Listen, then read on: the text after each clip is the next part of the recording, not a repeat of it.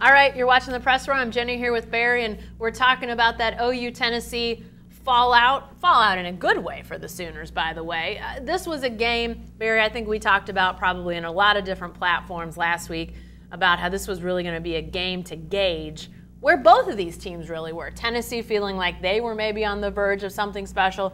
OU fans thinking, is this an improved team from a year ago, or is it more of the same?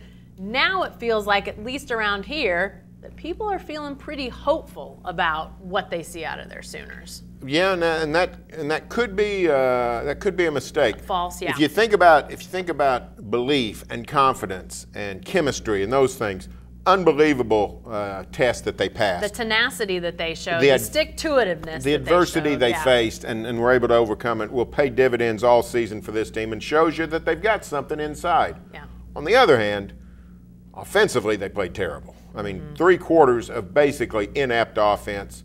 That's troubling. That's not, that doesn't fix itself with belief. They've got to get the passing game going.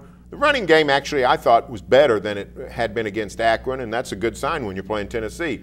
But that passing game, they've got to get going. The air raid, there's not much raid to it. It's just a bunch of air.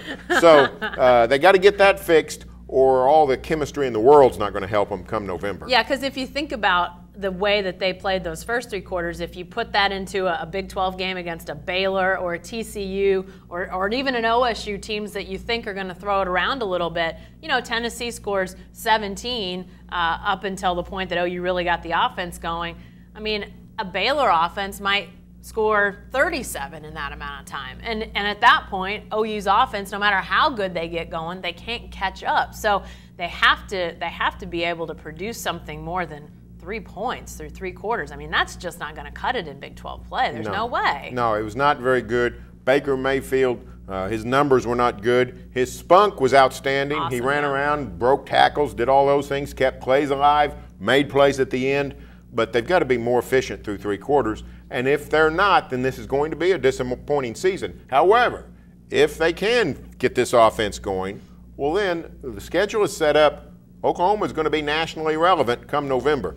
Probably 8-0. Yeah. The good news about the offense, if there's a silver lining in addition to what we saw at Baker Mayfield, that fight, it's that the OU offense realized, hey, that Sterling Shepard guy, he's pretty good. Maybe we should throw it to him a few times. Unbelievable catch on the boundary. I thought he was a little bit, I don't know if asleep or he was a non-factor. He just, it's not that he did anything wrong, but just wasn't much there through 3 quarters. But you're right. In that 4th quarter, he played unbelievable, played out of his mind, had about 3 outstanding plays that really, without any one of them, Sooners probably lose. Yeah.